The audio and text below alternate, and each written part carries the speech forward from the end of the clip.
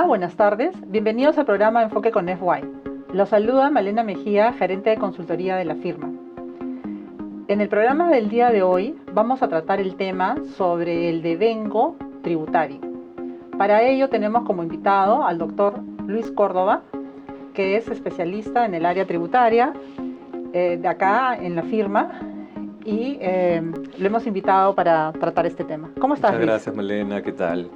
Nada, muy emocionado de ver estos temas que hoy traen bastante complejidad en lo que va a ser la transición al año siguiente. Y bueno, ahora en adelante el tema de verificar pues una correcta atribución de los ingresos para efectos tributarios, ¿no?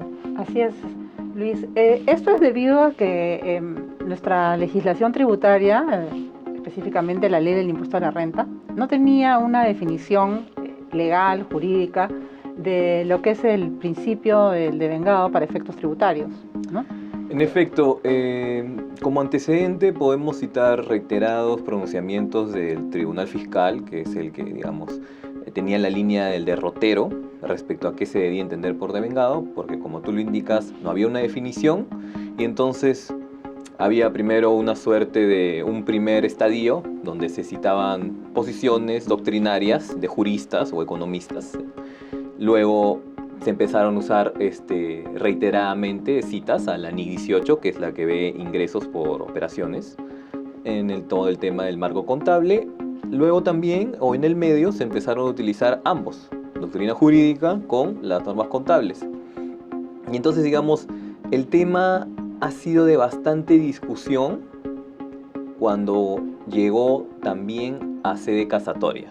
¿Por qué? Porque los contribuyentes o la SUNAT no estaba conforme con lo que había dictaminado la lectura que había tenido el Tribunal Fiscal respecto de, por ejemplo, las normas contables, y por ende el tema se verificaba en una instancia superior. Entonces tenemos la lectura de SUNAT, la lectura de los contribuyentes, la lectura del Tribunal Fiscal y ahora tenemos la lectura del Poder Judicial en sus distintas instancias. Todo ello ha llevado a que, digamos, necesitamos clarificación, ¿no? Entonces, en ese sentido, una definición legal, digamos, su propósito es clarificar algo que es vago, que es ambiguo para efectos de seguridad jurídica. Esta situación caótica, de alguna manera, en donde se tomaba la opinión, como tú dices, ¿no?, del tribunal, los informes de SUNAT, ¿no?, que emitía la SUNAT, las normas contables y la doctrina, se ha solucionado en el Perú a través de la incorporación del principio del devengo tributario en la propia ley. Digamos a medias solucionado, porque como te decía, si bien una definición legal tiene por objeto clarificar un concepto que no queda claro, que en este caso no está definido qué se entiende por devengado en la ley, digamos que al introducir otros conceptos que no son tan claros, digamos que ese objetivo se ve como que burlado, se ve como que también hay que definir esos otros conceptos. Exactamente, no entras a un razonamiento circular que no te permite llegar a la seguridad que uno aspira, ¿no? Digamos que en la discusión aparentemente ganó el concepto jurídico del devengado, pero también el legislador ha introducido unos conceptos de corte contable que se tienen que dilucidar ahora en adelante. Bueno, para este tema, de todas maneras, tenemos que partir que para efectos tributarios, el calendario tributario, ¿no?, coincide con el calendario, o sea, dicho de otra manera, el ejercicio fiscal coincide con el calendario tributario. Y el problema, entre comillas, porque no es un problema, sino, digamos, el principio de lo devengado, entra en este concepto del calendario fiscal, porque para efectos de las rentas de tercera categoría, ¿no?, los ingresos y los gastos se rigen por el principio de lo devengado. Entonces debe haber, no necesariamente hay una coincidencia entre recibir efectivamente los pagos o hacer los pagos y el ejercicio, pero sí hay la atribución de esos ingresos, ¿no?, y la consideración de esos pagos en el ejercicio fiscal. Correcto. Digamos, sobre lo que nadie tiene, discusión o mayor problema de interpretación es respecto a que el devengado implica o no implica percibir. Exacto. O exigibilidad, ¿no?, del ingreso que tengo por un cierto contrato. no es necesario que llegue el vencimiento para que un ingreso se devengue, o un gasto en cualquier caso. El tema, digamos, donde ya al legislador tributario le mueve la base es la entrada en vigencia de la NIF 15. Entonces la NIF 15 lo que hace es introducir una nueva metodología conceptual respecto a cómo reconocer los ingresos. Y eso no es, digamos, un tema de nombre, ya no NIF 18, ahora NIF 15, no es un tema que cambiamos NIF por NIF, es un tema que, si bien en algunos casos puede tener los mismos resultados que con NIF 18, el cambio conceptual es muy grande e implica, de acuerdo a los mismos, digamos, conocedores de la materia contable, que en operaciones de venta se puedan reconocer mucho antes de que yo entregue el bien, en el caso de bienes muebles, o que yo termine de producir o construir el bien en el caso de inmuebles. Claro, o sea, este tema, digamos, partiendo de la base de lo que te indiqué con relación a lo que es el ejercicio fiscal, ¿no? Es como un marco, es el marco, ¿no? Pero de ahí las transacciones que puedan realizar las personas jurídicas están relacionadas con operaciones ligadas a bienes o operaciones ligadas a servicios. Entonces, a mí me gustaría, de alguna manera, dividir esta entrevista que te hago claro. En función a ello, para abordar, en el caso de, primero, el tema de operaciones ligadas a bienes, ¿no? ¿Cómo así podría darse el caso de que una relación ligada a un bien se devengue en un ejercicio o en otro, ¿no? ¿Cuáles son esas medidas digamos que a nivel legal se han introducido, que están relacionadas básicamente con el control del bien? Y después podemos hacer algún comentario, o podrías hacer tú algún comentario en función a las normas contables, pero más que nada para diferenciar si es que el principio tributario está colisionando con el principio, desde tu punto de vista, ¿no? con la parte contable. Sí, el nuevo, digamos, el nuevo paradigma contable colisiona bastante con las normas tributarias. Te lo explico, y para eso me es inevitable referirme un poco a la NIF 15 en sus grandes aspectos, ¿no? Por ejemplo, tenemos mapeado, de acuerdo a lo que acabas de comentar, bienes y servicios. Exacto. También lo tenemos mapeado en esa nueva introducción de la definición legal de vengado por el decreto legislativo 1425. La NIF no lo ve así.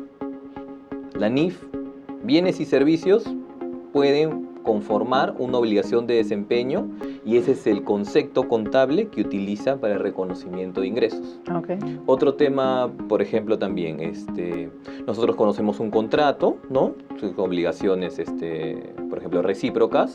Te doy un bien, tú me das una contraprestación, y la contraprestación está pactada es el precio. La NIF no lo ve así, porque dice solo habrá contrato cuando haya posibilidad de cobro, que implica una apreciación subjetiva de las posibilidades financieras de pagar de mi cliente. Entonces ahí esos son solo dos puntos de fricción que nos van a llevar luego a entender por qué el legislador, en este último caso, por ejemplo, ha dicho que esas estimaciones sobre la posibilidad de pagar de mi cliente no aplican para efectos tributarios. Correcto. O en lo primero que mencioné, esa, digamos, agrupación o desagrupación de la norma contable, de dejar atrás bienes y servicios e ir por su concepto propio, obligación de desempeño, tampoco el legislador tributario ha decidido que eso se aplique para efectos del impuesto a la renta, ¿no? Entonces, lo que hace es, digamos, un poco limpiar de todo el marco conceptual contable que van a aplicar las empresas a partir de 2019, pero ahora sí entramos a lo que me sugieres, no lo hace completamente, porque en el caso de enajenaciones de bienes, dice, las enajenaciones de bienes, además de la concepción general del devengado, que es que se produzcan los hechos sustanciales, dice, en el caso de enajenaciones de bienes, el hecho sustancial es que se transfiera el control o se produzca la transferencia del riesgo de pérdida del bien. Y adiciona que no existe una cláusula sobre condición suspensiva para la transferencia del bien. Exactamente. ¿No? La definición general, digamos, tiene como tres partes. Exacto. La primera parte es que se produzcan los hechos sustanciales. La segunda parte es que esos no estén supeditados a una condición que lo haga inexistente, ¿no? Y una tercera parte es más que todo que el hecho sustancial o el ingreso está supeditado a algo que se pueda verificar o suceder en el futuro, ¿no? Otro tipo de condición. Esos hechos sustanciales, sería bueno que para la audiencia conocer a qué se refiere cuando dice que se produzcan los hechos sustanciales, porque es un tema netamente jurídico. Ahí, mira, va a ser bien interesante el tema de si adoptar o no los criterios que el Tribunal Fiscal ya tenía sobre la base de la NIC 18. Por ejemplo, se entendía del conjunto de pronunciamientos que los hechos sustanciales está referido a algo relacionado a la ejecución de la prestación que yo tenía para contigo, ¿no? Como mi cliente. En cambio, en el tema del control no es tan así. Okay. No es tan así. Digamos, la concepción contable del control va por un tema de la disponibilidad económica que debe tener el cliente sobre los bienes y conforme yo se los he prometido a ellos. Correcto. Y se va a dividir la transferencia de control en otros dos grandes criterios que no se está hablando mucho, que son si yo reconozco esta obligación de desempeño en un punto en el tiempo o a través del tiempo. Y a su vez, el segundo, que es el más complejo, y es el que te menciono que en algunas operaciones de venta de bienes obliga a reconocer para efectos en los estados financieros los ingresos, incluso desde que yo lo voy produciendo. Correcto. Nos traería mayor problema si es que eso también está incluido dentro de la definición de control para efectos tributarios. Para efectos tributarios. Es muy complejo. Que sí está definido, ¿no? Porque para efectos tributarios hay determinados criterios sobre control que se debe precisar y que están ligados al uso del bien, ¿no? Y a la posibilidad de disposición del bien, más no así necesariamente a la titularidad. Claro. ¿No? Claro. Entonces ahí el legislador ha hecho una distinción. Entonces no sé si tú podrías un poco aclarar estos puntos. O sea, para efectos tributarios, para efectos del impuesto a la renta, por control, ¿qué cosa se entiende por el uso y poder disponer de los beneficios del bien? La definición de control es un concepto de origen contable. Entonces, cuando vamos a la NIF 15 o a todo el marco conceptual que engloba el modelo NIF, el control implica de que yo pueda aprovecharme sustancialmente de los beneficios del bien o impedir que otro lo haga. Cosa que no necesariamente implica que yo lo tenga físicamente o que tenga la titularidad legal. Exacto. Por eso la NIF indica que, por ejemplo, en el modelo de reconocimiento a lo largo del tiempo, si yo tengo un bien suficientemente particularizado, que solamente yo lo voy a utilizar, ¿no? Es solamente, mi cliente lo va a utilizar. Yo no puedo este bien vendérselo a otra persona porque puede tener un tema de propiedad intelectual, porque puede tener una particularidad sumamente especial. Claro, que no lo puedas trasladar, por ejemplo. Que no lo pueda trasladar a otro cliente o tuviera que incurrir en costos significativos para poder venderlo. Correcto. Y además tengo asegurado el derecho de cobrar sobre mi contraprestación por fabricar ese bien. Entonces ahí la NIF te dice, ese control ya se transfiere a lo largo que tú vas produciendo el bien. Y eso colisiona muy grandemente en el tema de el concepto de enajenación de bien que nos remite al artículo 5 de la Ley de Impuesto a la Renta, que básicamente te dice que se entiende por enajenación la venta, transferencia, título oneroso que implique la transferencia de dominio. Y eso no es un concepto contable, eso es un concepto netamente jurídico. Y te puede llevar a lo que ya referimos, de que tú imputes ingresos para efectos tributarios de manera muy anticipada contra la capacidad contributiva que el legislador ha diseñado que esté grabada por el impuesto a la renta. Exacto. Eso, por ejemplo, nuestra consideración no debería aplicarse para efectos tributarios.